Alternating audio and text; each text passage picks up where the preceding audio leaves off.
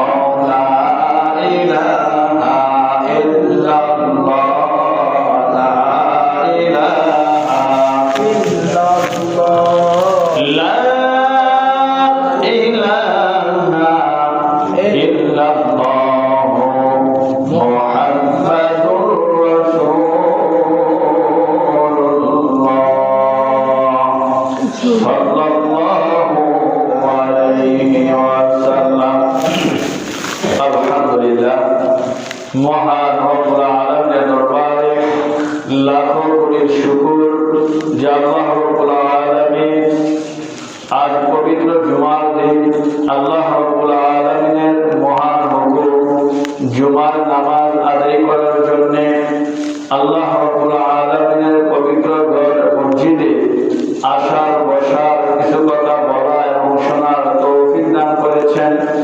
সেই মহান স্রষ্টার দরবারে শুকরিয়া দান সকলে বলি আলহামদুলিল্লাহ। লাখো কোটি দরুদ ও সালাম বর্ষিত হোক আমার আপনার প্যারা নবী মুহাম্মদুর রাসূলুল্লাহ সাল্লাল্লাহু আলাইহি ওয়াসাল্লামের উপর। গত জুমায় আলোচনা করেছি আল্লাহ তাআলার যত সৃষ্টি আছে প্রত্যেকটা সৃষ্টি মৃত্যুবরণ করা লাগবে। আমরা যারা মানুষ, আমরা যারা মৃত্যুর কথা ভুলে গেছি, আমাদেরও মৃত্যুর স্বাদ গ্রহণ করতেই হবে। মৃত্যু গ্রহণের মাধ্যমে এই দুনিয়া আমাদের ত্যাগ করতে হবে। মানুষের জিন্দেগি শুধু দুনিয়ার জিন্দেগি নয়, এই দুনিয়ার জিন্দেগি অল্প দিনের জিন্দেগি। সুখে থাকলেও কেটে যাবে, দুঃখে থাকলেও কেটে যাবে, কিন্তু মৃত্যুবরণ করার পর আমার আপনার জীবনে এমন একটা জিন্দেগি আসতেছে যে জীবনের শুরু আছে আর কোনো শেষ নাই। পরকালে যাওয়ার মাধ্যম হলো মৃত্যু। আর মৃত্যুবরণ করার পর সর্বপ্রথম মানুষকে কবরে রাখা হয়। এই কবর একটি ভয়ঙ্কর জায়গা। এই কবরের কথা আমরা অনেকে ভুলে গেছি, কবরের কথা আমরা চিন্তা করি না, যার কারণে দুনিয়াতে আমরা এত রং তামাশা করতেছি, এত গুনাহের কাজে লিপ্ত হচ্ছে। আল্লাহ রাসূল সাল্লাল্লাহু আলাইহি সাল্লাম বেশি বেশি কবরের কথা চিন্তা করতেন। সাহাবায়ে কেরাম যারা দুনিয়া থেকে জান্নাতের গ্রান্তি পেয়েছেন, ওই সকল সাহাবায়ে কেরাম কবরকে দেখলে কাঁদতে কাঁদতে তারা বেহুশ হয়ে যাইতেন। চোখের পানি বেয়ে বেয়ে, গাল বেয়ে, দাড়ি দিয়ে ফুটায় ফুটায় পড়ত। তারা কবরকে নিয়ে ভাবতেন, কবরের জগতে কেমনে থাকবো, যেখানে কোনো লাইট নাই, বাতি নাই, কোনো ফ্যান নাই, কোনো ল্যাপটপের ব্যবস্থা নাই। এই চিন্তা ফিকির করতে করতে জান্নাতি সাহাবীরা পর্যন্ত এরকম চক্ষু তাদের গা হয়ে গেছে শুধু কবরের ভয়, কিভাবে থাকবো। রাসূল বলছেন, মানুষের সর্বপ্রথম গাঁথি হচ্ছে কবর। এই কবর থেকে যে ব্যক্তি রেহাই পাবে, আশা করা যায় সামনের যত স্টেশন থাকবে ওই রাস্তাগুলো সে পার হতে পারবে। সুবহানাল্লাহ। এই জন্য কবি বলেন, মওতুকা আছেন কুল্লু নাসিন শাররু, মওতুকা আছেন কুল্লু নাসিন শাররু, কবরু বাইতিন কুল্লু ওয়াহিদিন দাখিলু, কবরু বাইতিন কুল্লু ওয়াহিদিন দাখিলু। মৃত্যু এমন একটা সর্বত যা প্রত্যেকটা প্রাণীর একদিন প্রাণ করা লাগবে। ও ভাই, কবর এমন একটি ঘর, যেই ঘরে প্রত্যেকটা মানুষের একদিন শুইতে হবে, যেতে হবে। আপনি যেখানে মারা যান, রোড অ্যাক্সিডেন্টে মারা যান, নদীতে ডুবে মারা যান, আপনি বিমান দুর্ঘটনায় আপনার লাশ খুঁজে পাওয়া যায় না, কিন্তু যাই যেখানে মরে ওইটাই তার জন্য কবর হয়ে যায় ঘর। সুবহানাল্লাহ। মরলে তুই বেহুলা, একদিন হবে বিয়ের দুলা, নাকে কানে দিবে ঠুলা, খবর নেই না। যেদিন রে তোর সর্বনাশ, কাটবে জালের কঞ্চি বাস, স্ত্রী তালাক দিয়ে বে, খবর নিলা না। এ দুনিয়ার মানুষ, অন্ধকার কবর এমন একটা ঘর, যেই ঘর দৈনিক মানুষদেরকে ডাকতে থাকে, এরে বুনিয়াদম, আমি সাপ বিচ্ছুর ঘর, পোকামাকড়ের ঘর, আমি অন্ধকার ঘর, আমি বড় ভয়ঙ্কর ঘর। সুতরাং দুনিয়া থেকে আমার কাছে আসার আগে ভালো আমল নিয়ে তোমরা কবরে আসবা। সুবহানাল্লাহ। কবর এইভাবে প্রতিদিন আমাদেরকে ডাকতে থাকে, কিন্তু আমরা কবরের কথা না শোনার কারণে আজকে আমরা বুঝতে পারি না, যেহেতু একদিন আমার আপনাকে মৃত্যুবরণ করাই লাগবে। এই মৃত্যুবরণ করার পরে যদি আমরা কবরে যাই, যদি একজন নেককার আল্লাহওয়ালা জাকিরিন শাকিরিন বান্দা কবরে যায়, কবরে যাওয়ার সাথে সাথেই আল্লাহর ফেরেশতারা তিনটা প্রশ্ন করবে, মান রব্বুকা, তোমার রব কে? আল্লাহর বান্দাগুলি দুনিয়ার জমিনে আল্লাহর হুকুম মানে, আল্লাহর রব বলে স্বীকার করে, সর্বক্ষেত্রে আল্লাহর হুকুম মানে, রবের মিছিল করে, রবের খেলা খেলে। আল্লাহর নামের যে রব, এই রবের দাওয়াত দেয়, এই রবের কথা মতো উঠা বসা করে, তার রাষ্ট্রীয় জীবন, পারিবারিক জীবন, তার সাংসারিক জীবন, এই জীবনগুলা যদি রবের হুকুম মতো চলে, ওই লোকটা সাথে সাথে বলবে, রব্বি আল্লাহ, আমার রব হচ্ছে আমার আল্লাহ। সুবহানাল্লাহ। আর যারা দুনিয়াতে রবের কথা মানে নাই, মন মতো দুনিয়াতে জীবন যাপন করছে, আল্লাহ বলছে একরকম, সে করছে আরেক রকম, ওই মানুষগুলা তো জবাব দিতে পারবে না। আর যারা আল্লাহর পেয়ারা বান্দা, তারা সাথে সাথে জবাব দিবে।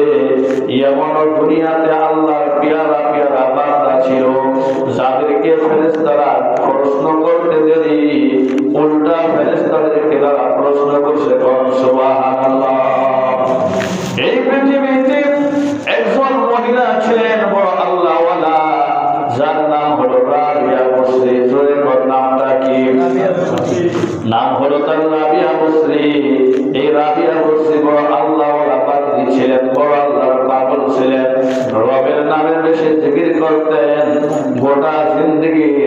পিছনে কাটাইয়া দিছে। আর ইতিহাস সাক্ষী এই রাবিয়া বসরি ইন্তেকালের পর যখন কবরে গেল, মুনকার নাকির ফেরেশতারা ঈশা প্রশ্ন করলো, মান রব্বুকা, তোমার রব কে? রাবিয়া বসরি জবাব দেয়, তোমরা কারা? ফেরেশতারা বলে, আমরা হলাম আল্লাহর ফেরেশতা। বলে, কোথায় থেকে আসলা? কয়, আমরা আসমান থেকে আসলাম। এ ফেরেশতা, আসমান থেকে জমিনের দূরত্ব কত? বলে, আসমান থেকে জমিনের দূরত্ব হলো 500 বছরের রাস্তা। সুবহানাল্লাহ। কয় কিলোমিটার দূর হবে?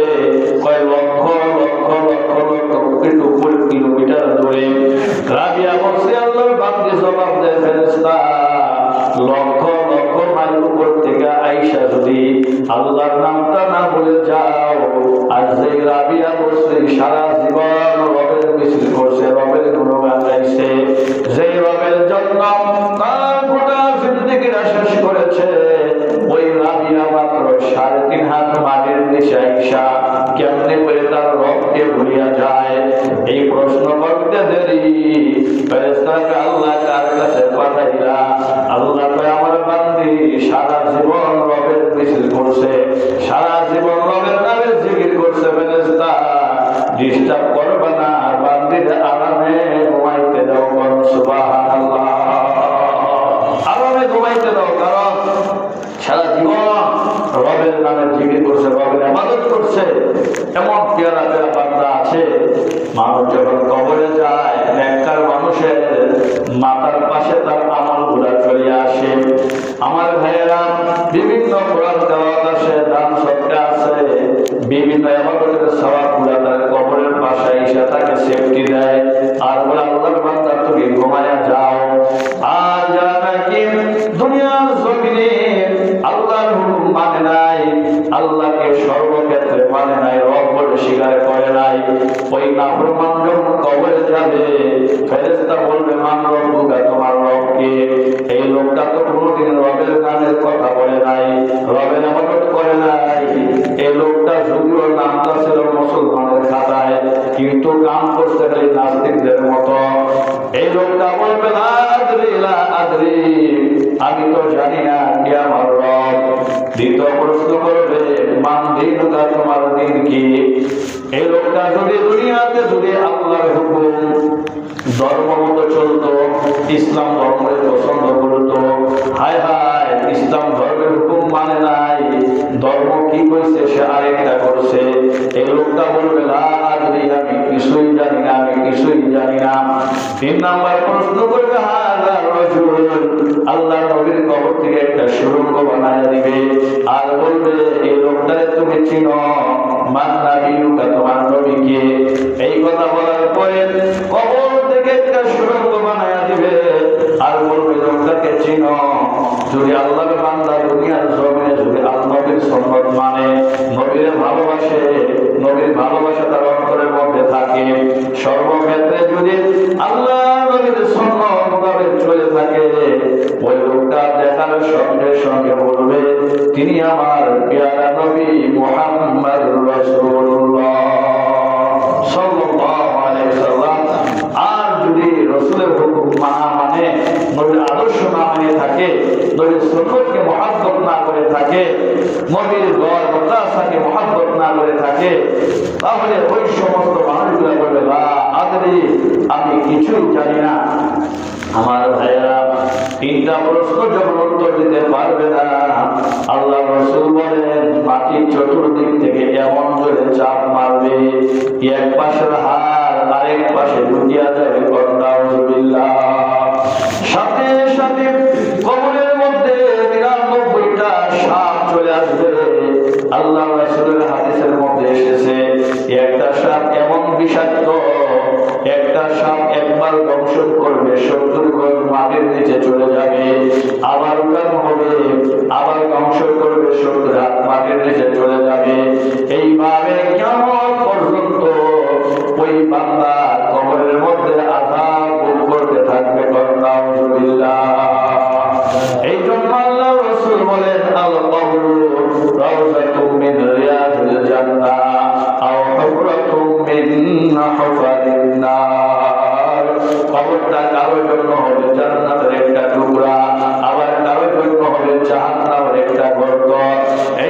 আমার ভাইয়েরা, ওই কবরের কথা চিন্তা করতে হবে, কবরের কথা ভাবতে হবে। আমরা তো দুনিয়ার চিন্তায় কবরের কথা ভুলিয়া গেছি। আল্লাহর নবীর বিবি হযরত খাদিজাতুল কুবরা, সেই মহিলাটা দুনিয়াতে জান্নাতি হয়ে গেছেন। ওই খাদিজাতুল কুবরা বেশি বেশি নামাজ পড়ে যায় নামাজের মধ্যে বসিয়া কবরের কথা চিন্তা করতেন। একদিন ফজরের পরে কবরের কথা চিন্তা করতে করতে হযরত খাদিজাতুল কুবরা বেহুশ হয়ে জমিনের মধ্যে লাফাইতে আরম্ভ করছে। হযরত ফাতেমা দৌড়ে যায়, ইয়া রাসূলুল্লাহ, ও বাবা, আমার মা খাদিজাতুল কুবরা কেমন জানি গলা কাটা মুরগির মতো লাফাইতেছে।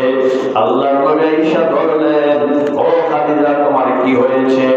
ইয়া রাসূলুল্লাহ, ইয়া হাবিবাল্লাহ, নবীজি গো, সাত বিচ্ছুর অন্ধকার কবর, যেই কবরে কোনো সাথী নাই, কোনো বাতি নাই।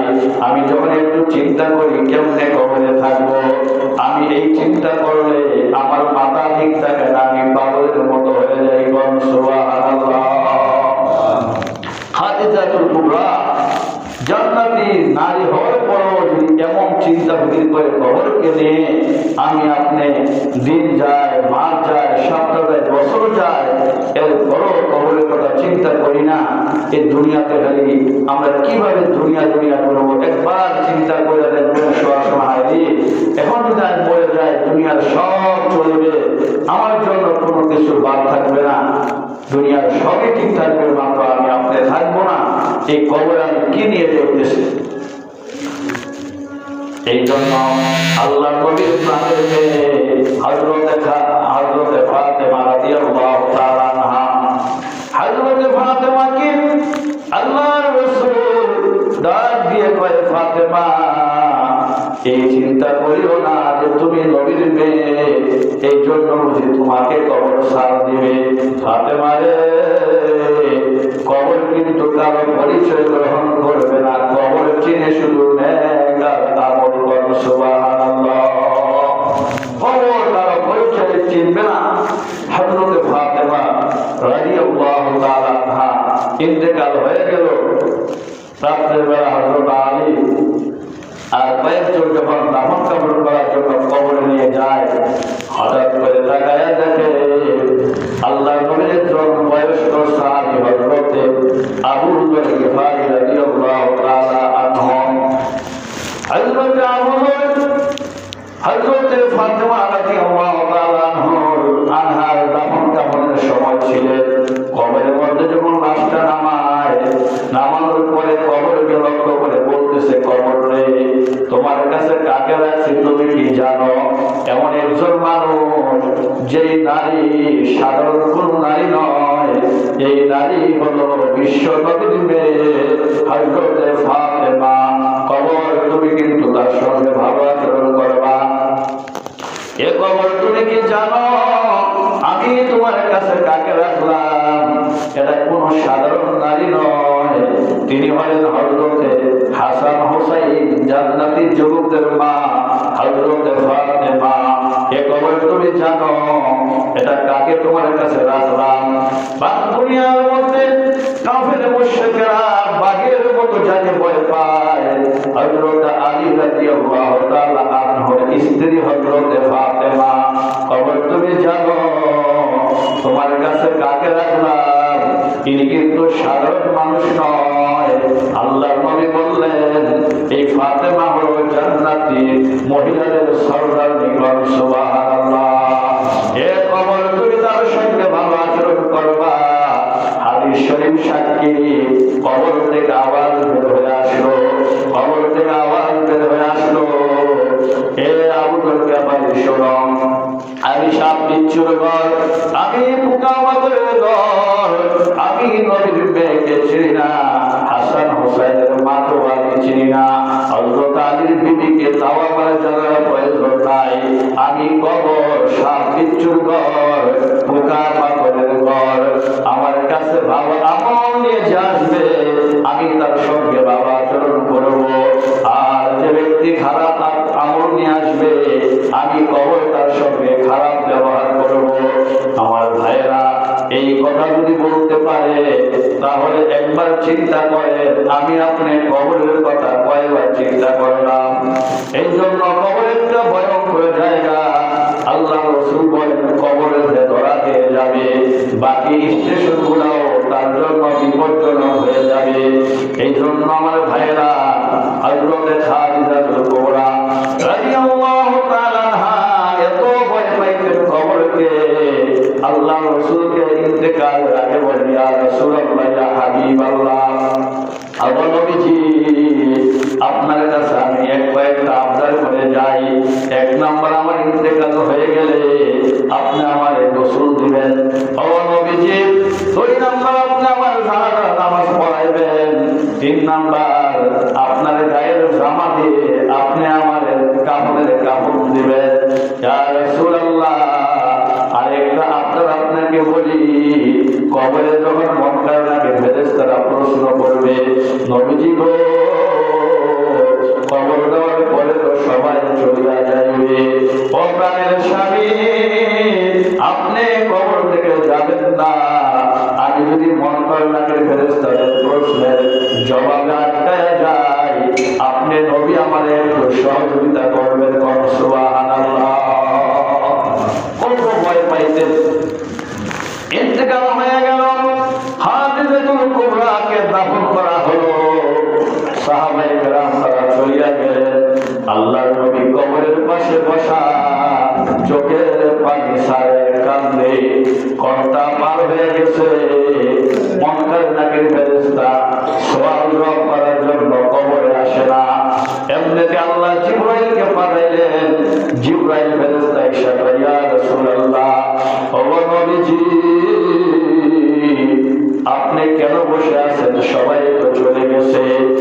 আল্লাহ রাসূল কয় ভাই জিবরাইল, খাদিজাতুল কুবরার সঙ্গে কয়েকটা ওয়াদা ছিল, সবগুলো ওয়াদা পূরণ করেছি, আর একটা ওয়াদা বাকি আছে। এ জিবরাইল, মুনকার নাকির ফেরেশতা কেন আসে না? খাদিজাতুল কুবরা পেয়ে গেলে আমি নবী জবাব দিব, এইটা খাদিজাতুল কুবরার সঙ্গে আমার ওয়াদা ছিল। হযরত জিবরাইল ইয়া রাসূলুল্লাহ ইয়া হাবিবাল্লাহ, খাদিজাতুল কুবরা দুনিয়ায় থাকতে কবরের কথা এত চিন্তা করতেন, এত ভাবতেন, এত চোখের পানি ফেলতেন, কবরের কথা চিন্তা করে স্বামীর খেদমত করতেন। ইয়া রাসূলুল্লাহ ইয়া হাবিবাল্লাহ, আপনি যান, মুনকার নাকির ফেরেশতা খাদিজাতুল কুবরার কবরে আর আসবে না। কারণ খাদিজাতুল কুবরার উপরে আসমানের মালিক আল্লাহ এমন রাজি আর খুশি, তিন প্রশ্নের জবাব আমার আল্লাহ নিজেই দিয়া দিছে। সুবহানাল্লাহ। আল্লাহ রাসূলকে বললেন ইয়া রাব্বা জান, খাদিজা কবরকে এত চিন্তা করতেন, এত ভাবতেন, এত কাঁদতেন দুনিয়াতে, আপনি নবীর স্বামীর খেদমত করেছেন, এই কারণে আল্লাহ তাআলা খাদিজাতুল কুবরার উপরে নিজে খুশি হইয়া ইয়া রাসূলুল্লাহ আপনারও জবাব দেওয়া লাগে নাই, খাদিজাতুল কুবরারও জবাব দেওয়া লাগে নাই, আল্লাহ নিজেই তিন প্রশ্নের জবাব দিয়া দিয়েছে। সুবহানাল্লাহ। আমার ভাইয়েরা, কবর ভয়ঙ্কর জায়গা। আল্লাহ রাসূল বলেন কতগুলা পাপ আছে, যেই পাপগুলা করলে কবরের মধ্যে বেশি থেকে বেশি আযাব হয়। এক নাম্বার, যদি কেউ শিরক করে তার কবরে ভয়ঙ্কর আযাব হবে। দুই নাম্বার, কুফর করলে ভয়ঙ্কর আযাব হবে। ধর্ম কইছে একটা, আপনি করতেছেন আরেকটা। আল্লাহ কয় আমার সেজদা দাও, আপনি মানুষকে সেজদা দিবেন। আমরা বলি রব হচ্ছে আল্লাহ, কেউ বলে কৃষ্ণ হয়েছে আল্লাহ। আল্লাহ যেই ক্ষমতা, কোন মানুষের সাথে সেই ক্ষমতা তুলনা করা, অর্থাৎ যে কোনো ভাবে আপনি শিরক করবেন অথবা কুফরি করবেন, আপনার আমার কবরের মধ্যে ভয়ঙ্কর আযাব হবে।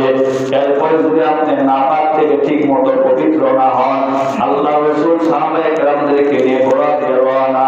হঠাৎ করে একটা কবরের সামনে ঘোড়া লাফ দিয়ে উঠে গেছে। আল্লাহ রাসূল নামে নেমে দেখতেছেন এই কবরটার মধ্যে আযাব হইতেছে।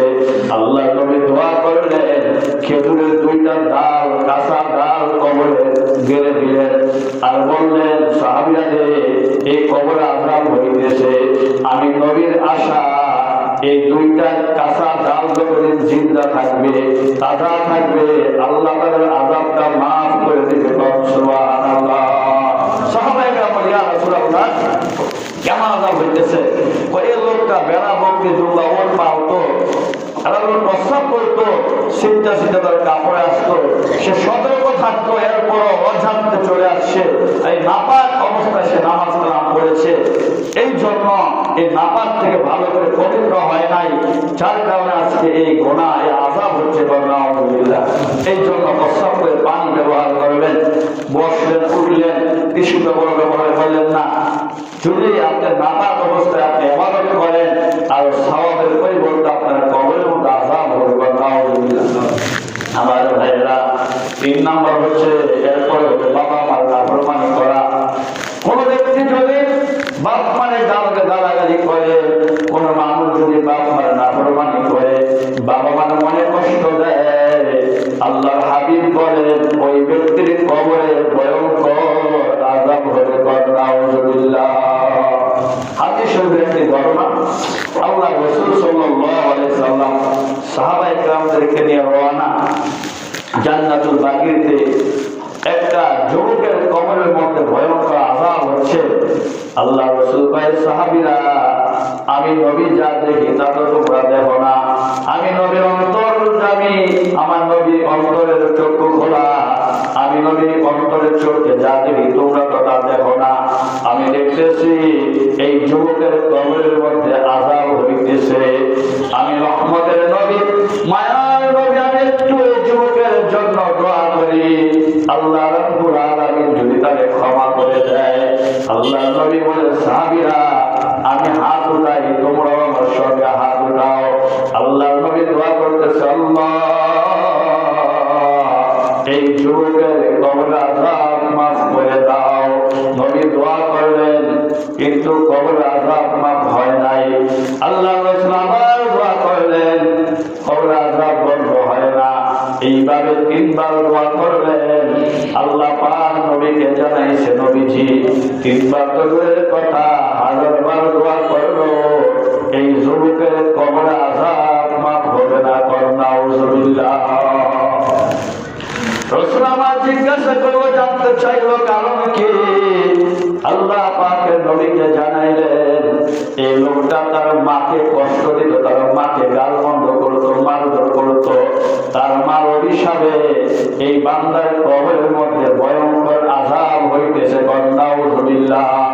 আল্লাহ রাসূল সাহাবায়ে কেরামকে পাঠাইলেন, ওই যুবকের মাকে খবর দিয়ে আনাইলেন, এনে বললেন, ও মা, তোমার সন্তান বুঝি তোমার সঙ্গে বেয়াদবি করেছে, যার কারণে কবরের মধ্যে ভয়ঙ্কর আযাব হইতেছে। আপনার সন্তান মা মা করে চিৎকার করতেছে, আপনি আপনার সন্তানকে মাফ করে দেন। মহিলা চোখের পানি ছেড়ে বলে, ইয়া রাসূলুল্লাহ, ও নবীজি, আমার সন্তান যে আঘাত করলো, এখনো ওই মায়ের দাগ আমার পিঠের মধ্যে আছে। ইয়া রাসূলুল্লাহ, আমার সন্তানকে আমি মাফ করতে পারবো না। আল্লাহ রাসূল অনেক বুঝাইলেন, কিন্তু এতই অত্যাচার করছে, মার সাথে ব্যবহার করছে, মার মন নরম হয় না। এরপর আল্লাহ রাসূল সাহাবায়ে কেরামদেরকে নিয়ে আবার দোয়া করলেন, আল্লাহ আমাকে যেইভাবে আযাবটা তুমি দেখাইছো, এই যুবকের মারে তুমি এই আযাবটা তুমি দেখাইয়া দাও। আমার বিশ্বাস, সন্তানের বিপদ যদি মা নিজের চোখে দেখে, পাথরের মতো মনটাও নরম হয়ে যাবে। আমার ভাইরা, আল্লাহ নবী দোয়া করলেন, আর মহিলা নবীর মতো এরকম ভাবে অন্তর চোখগুলা দেখতে পাইলেন, তার সন্তান জাহান্নামের আগুনে জ্বলতেছে, সব কিছু কামড়াইতেছে, আর মা মা করে চিৎকার করতেছে। এরপরে বলছি, ইয়া রাসূলুল্লাহ, আমার সন্তানকে আমি মাফ করে দিলাম। সঙ্গে সঙ্গে কবরের আযাব মাফ হয়ে গেছে। সুবহানাল্লাহ। কি বুঝলেন হাদিস শরীফের ঘটনা থেকে? পীর তো দূরের কথা, হুজুর তো দূরের কথা, কাবার ইমাম 1 লক্ষ আব্দুল কাদের জিলানী একত্রিত একত্রিত করলো কি নবীর সমান হবে? বলেন বলেন না কেন বলেন? আল্লাহর রাসূল নিজে দোয়া করলেন সাহাবা একরামদেরকে নিয়ে, যারা জান্নাতি বিশ্ব নবীর মতো দামি আর কেউ নাই, এই নবী দোয়া করছে কবর আযাব বন্ধ হয় না। আল্লাহ কয় তার মার মনে কষ্ট দিছে, যতক্ষণ মা মাফ না করবে আমি আল্লাহ তাকে মাফ করবো না। রাসূল রহমতের নবী অনেক কৌশলে মার কাছ থেকে মাফ নিচ্ছেন, এখন তো রহমতের নবী নাই। সুতরাং মা বাবার সাথে গাদ্দারি করবেন, বেয়াদবি করবেন, আপনি যত বড় নামাজি হোক না কেন, আবার ইমাম সাহেব হয়ে যান, রাসূল বলছেন তোমার মা বাবা বেনামাজিও যদি হয়, এমনকি কাফেরও যদি হয়, সে কাফের মুসলমান না, এরপর বাপ মার সাথে চোখ তুলে তাকানো নিষেধ, বাপ মার মানে কষ্ট দেওয়া নিষেধ। আজকে চিন্তা করে দেখেন, আপনার ছোট্ট বাচ্চারা অসুস্থ হয়ে গেলে মা বলে, স্বামীকে বলে তরকারি আনার দরকার নাই, বাজার আনার দরকার নাই, আগে আমার বাচ্চার ওষুধ আনেন। ভাইরা, একদিন তো আপনার মা বাবা এই কষ্ট করে আপনাদের পালছে, এরকম মায়া মহব্বত নিয়ে তো আপনাকে লালন পালন করছে। আজকে যারা বাপ মা যে কোনো কারণে কষ্ট দেন, অনেক মানুষ আসছে কিন্তু আগে বাপ মা কাঁদতে কাঁদতে মানুষের কাছে বিচার দিয়েছে, আমার সন্তান আমাকে বড় কষ্ট দিয়েছে হুজুর। আমার ভাইয়েরা, যত নামাজ পড়ে আযাব হবে, ভয়ঙ্কর আযাব। এই জন্য যাদের মা বাবা মরে গেছে, বেয়াদবি করেছেন, এখন কি করবেন? এখনো হক আছে, বাপ মার জন্য দান খেরাত করেন, বাপ মা যাদের সাথে চলাফেরা করে তাদের গাইনা খাওয়ান, আর আল্লাহর কাছে চোখের পানি ফেলে মাপ চান। আর যদি না হয় আপনার কবর আযাব মাপ হবে না। বলছে 10টা গুনার কারণে কবর আযাব হয়, সময় কম। শিরক কুফর করলেন, পরের হক নষ্ট করলেন, পরের হক নষ্ট করার মানুষ কি এই দুনিয়ায় নাই? অসংখ্য আছে। নামাজ না পড়ার কারণে অনেক মানুষকে নামাজ না পড়লে কি ভিতরটা ঠিক আছে, আল্লাহর নবী বলেন যে নামাজ নাই সে মুসলমানই না। কি না? আমরা আমার বিপদ ফেসায় গোছায় কই গোনা হইতো না, হ্যাঁ এই গোনা হবে কিন্তু কাফের হইতো না। কিন্তু চারটা মাযহাবের মধ্যে শুধু আমাদের হানাফি মাযহাব একটু সহজ করছে যে নামাজ না পড়লে অন্তত মুসলমান থাকবো, কিন্তু শাস্তি হলো। আর 3টা মাযহাবের ইমামই বলছেন নামাজ নাই সে কাফের। বলছে কাফের আর মুসলমানের মধ্যে পার্থক্য হলো নামাজ। যে নামাজ পড়ে না তাহলে মুসলমান দাবি করে কোনো অধিকার নাই। এই জন্য অনেক বয়ান ছিল এখানে। একত্র নামাজ না পড়ার কারণে, ফজর না পড়ার কারণে কবর আযাব হইবে যোহর পর্যন্ত, যোহর না পড়ার কারণে আসর পর্যন্ত, আসর না পড়ার কারণে মাগরিব, মাগরিব না পড়ার কারণে এশা, এশা না পড়ার কারণে ফজর পর্যন্ত তার কবরে এইভাবে 24 ঘন্টা কিয়ামত পর্যন্ত আযাব হইতে থাকবে। এরপর হচ্ছে মা বাবার না প্রমাণে, তারপর হচ্ছে গীবত করা। গীবত তো মনে আমার এলাকায় নাই, আছে? বদনাম আছে? হায় হায় রে, নিজের বউয়ের পর্দা করায় আরেকজনের বউয়ের কাছে পয়সা থাকে, আর রাস্তায় রাস্তায় মানুষের বদনাম, হুজুরের বদনাম। আমিও বদনাম করি, আমিও গীবত করি, সবাই আমরা করি না? এই গুনাহটা আল্লাহ রাসূল বলেছে আর গীবত আশাদ্দু মিনাজ জিনা, জিনার চাইতে বড় ভয়ঙ্কর গীবত করা। এই রোগে আমাদের ধরছে কি ধরছে না বলেন? আল্লাহ তাআলা আমাদেরকে হেফাজত করুন। কবর আযাব থেকে বাঁচতে চাই, এই গুনাহ থেকে বাঁচতে হলে পেশাব থেকে বাঁচা, এবার মিথ্যা কথা বলা। আমার মনে হয় মিথ্যা কথা বলার লোক মনে নাই, আছে? আছে আপনার এলাকায়? হ্যাঁ, মিথ্যা কথা বলার লোক সবাই। এই জন্য আল্লাহ তাআলা আমাদেরকে মিথ্যা থেকে হেফাজত করুন, আমিন। এরপরে সুদ মনে হয় আমরা বুঝ নাই, এলাকায় আছে কোনো? হাওলাত চাইলে টাকা নাই, সুদ চাইলে যায়, আছে না? আল্লাহ রাসূল বলছেন কোন মানুষ যদি কাউকে বিপদের সময় 10,000 টাকা হোক, 1,000 টাকা হোক, অর্থাৎ যাই হোক, আপনি তাকে উপকার করেন, হাওলাত দেন, যতদিন পর সে আপনাকে টাকাটা দিবে, যতদিন পর, একদম সহিহ হাদিস, বড় বড় মুফতি সাহেব জিজ্ঞাসা করে দেখছেন, যতদিন পর সে আপনাকে দিবে, প্রত্যেকটা দিনের বিনিময় আপনি 1,000 টাকা তাকে হাওলাত দিয়ে থাকেন, প্রতিদিন আল্লাহ রাস্তায় 1,000 টাকা দান করলে যে সওয়াব, যতদিন পরে দিবে তত হাজার সওয়াব আপনার আমলে আসবে। দেখছেন, মানে আপনি 1,000 টাকা জীবনে বলছেন আমি আপনার 2,000 টাকা হাওলাত দিলাম, আপনি দেখা যায় 2 মাস পরে দিলেন, 2 মাসে 60 দিন হয়, এই 60,000 টাকা আল্লাহ রাস্তায় দান করলে যে সওয়াব, ওই সওয়াব আল্লাহ আপনাকে দিবে। সুবহানাল্লাহ। এই সওয়াব দরকার না নাই, দেখা যায় একটা দুইটা দিলে আমার নিয়ে আছে না নাই? এই জন্য আল্লাহ আমাদের হেফাজত করে। এরপরে জিনা, এটা তো আমরা আসলে চিনি না, জিনা গায়ে আমরা বুঝে পেলাম এই জিনা ব্যবচার করলে কবরে আরো বেশি আযাব হবে।